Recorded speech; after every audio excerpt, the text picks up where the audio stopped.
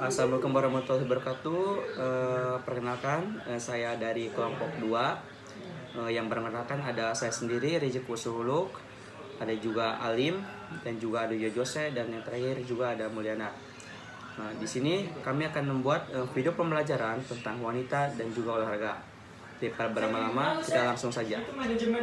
Yang pertama di sini ada kapasitas latihan pada wanita. Perbedaan yang nyata antara wanita dan pria jelas nampak dalam aspek anatomi. Tetapi dari sisi fisiologis perbedaannya tidak begitu jelas. Lihat dasar dari fisiologis olahraga.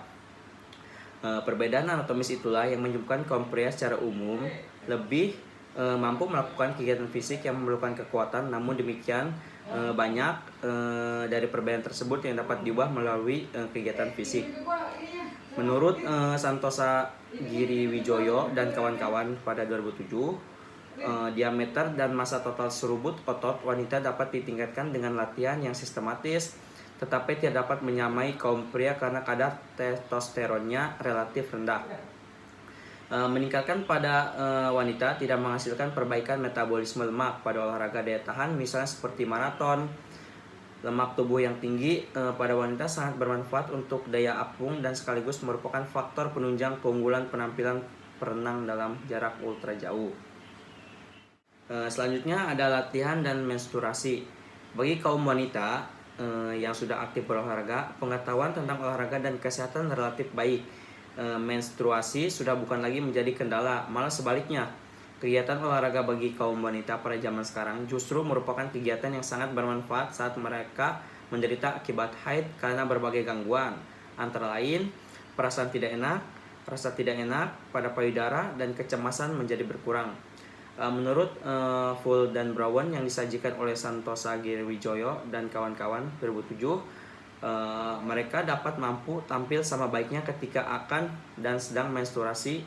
Kemudian beberapa di antaranya mampu menciptakan rekor pada Olimpiade. Lanjut pada materi berikutnya, gangguan menstruasi dan osteoporosis. Pada kalangan wanita juga sering terjadi perubahan siklus menstruasi.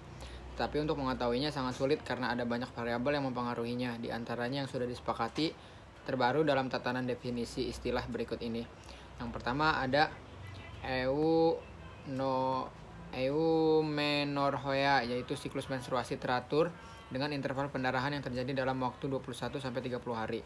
Yang kedua, oligomenorrhea, yaitu menstruasi yang terjadi dengan interval antara 35-90 hari. Yang ketiga, amenorrhoea, yaitu tidak terjadi menstruasi dalam waktu 3 bulan berturut-turut. Hasil penelitian menunjukkan bahwa atlet yang berusia di bawah 25 tahun lebih besar kemungkinan mengalami amenorrhea ini.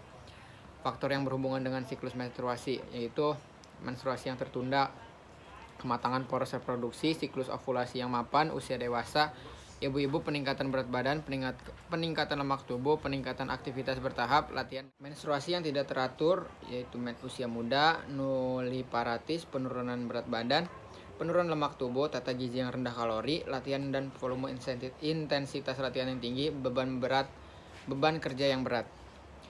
Lalu ada menstruasi yang tidak teratur. Hasil penelitian para ahli menurut Santoso Briwijoyo dan kawan-kawan tahun 2007 menunjukkan bahwa atlet yang mengalami oligohorea lebih banyak terjadi sebagai akibat menstruasi yang tidak teratur sebelum menjalani latihan yang reguler. Pengoptimalan program latihan kerja pada masa menstruasi. Yang pertama, fase folikuler. Fase folikuler terjadi antara hari pertama setelah haid dan terjadi ovulasi, yaitu hari di mana sel telur dilepaskan dari folikel. Lalu ada fase luteal. Fase selanjutnya ketika sel telur yang telah dilepaskan selanjutnya menunggu untuk dibuahi adalah fase luteal. Lalu ada fase transisi. Ini adalah fase di mana seorang mengalami haid hari pertama. Setiap perempuan mengalami gejala yang berbeda-beda saat hari pertama haid. Penurunan berat badan. Hasil penelitian para ahli tentang perubahan menstruasi yang dihubungkan dengan berat badan yang rendah. Berat badan menurun akibat latihan berlebihan. Presentasi lemak tubuh yang menurun dan tata gizi yang tidak kuat menunjukkan bahwa adanya suatu kesamaan dalam hal tinggi badan, berat badan, penurunan berat badan antara pelari yang mengalami amenorrhoea dengan pelari yang siklus menstruasinya normal. Latihan dengan intensitas tinggi. Banyak peneliti yang menunjukkan bahwa meningkatnya jarak tempuh latihan pada pelari wanita mempunyai hubungan yang hampir linear dengan kejadian Amernohea bila jarak tempuh lebih dari 30 km. Selanjutnya, hasil penelitian menunjukkan bahwa adanya korelasi antara tingkat latihan dan perubahan menstruasi. Diperkirakan intensitasnya terlalu cepat adalah sebagai penyebabnya penyakit Amernohea ini. Selanjutnya ada stres. Keadaan stres pada wanita adanya kemungkinan fenomena yang berhubungan dengan stres. Para duga tersebut menyatakan bahwa wanita umumnya mengalami ketidakteraturan menstruasi ketika mengalami stres emosi, misalnya kehilangan sesuatu yang berharga baginya. Selanjutnya ada osteoporosis. Gejala klinik yang melaporkan peningkatan fraktur khususnya pada spina, pergelangan tangan, dan hip joint. Kyphosis tulang spina akibat fraktur, kompresi pada vertebrata menimpa dan 1 dari 5 wanita yang berusia 60 tahun. Penyebabnya karena massa tulang yang dicapai lebih rendah dan mengalami kehilangan mineral yang lebih cepat pada masa menopause. Selanjutnya ada faktor-faktor genetik. Faktor genetik dengan tanda kecenderungan dengan adanya osteoporosis. Faktor lingkungan berhubungan dengan kegiatan fisik, tata gizi, perokok, dan alkohol. Faktor hormonal sulit untuk digunakan menentukan massa tulang. Namun demikian, sudah lama diketahui bahwa androgen merupakan hormon yang bertanggung jawab untuk meningkatkan massa tulang pada pria. Sedangkan seorang atlet wanita dalam setiap latihan rutin dalam pembentukan fisik dan mentalnya tentunya tidak lepas dari karakter bekerja keras dan selalu berusaha melakukan usaha kerja keras dalam setiap latihannya agar waktu pertandingan ataupun pertandingan yang dijalaninya dengan baik.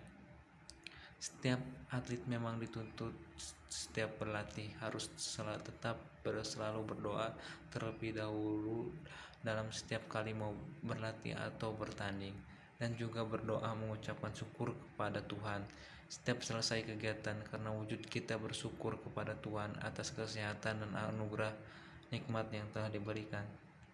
Komunikatif seorang atlet wanita dalam setiap latihan rutin harus bisa berkomunikatif dengan baik dan lancar baik itu dengan pelatihnya ataupun dengan timnya. Nantinya disetiapkan pertandingan yang melibatkan tim, seorang atlet wanita juga dapat berkomunikasi dengan timnya agar dapat membuat strategi dan menjalani kegiatan perlombaan dan pertandingan yang akan dijalaninya. Komunikasi yang komunikatif akan sangat banyak membantu dan tanggung jawab seorang atlet wanita dalam setiap latihan rutin mestinya mempunyai sikap tanggung jawab dalam kegiatan latihan dalam sebuah pertandingan. Karakter tanggung jawab merupakan sikap yang bisa dilakukan semua atlet dalam menjalankan latihan dan ketika bertanding nantinya. Seperti tanggung jawab mutlak dimiliki setiap atlet agar ketika berlatih dan bertanding mempunyai tanggung jawab yang diemban kepadanya, apalagi dalam sebuah tim. Ketika satu orang diberi tugas sebagai ketua tim ataupun sebagai anggota tim harus bisa mengemban tanggung jawab tersebut.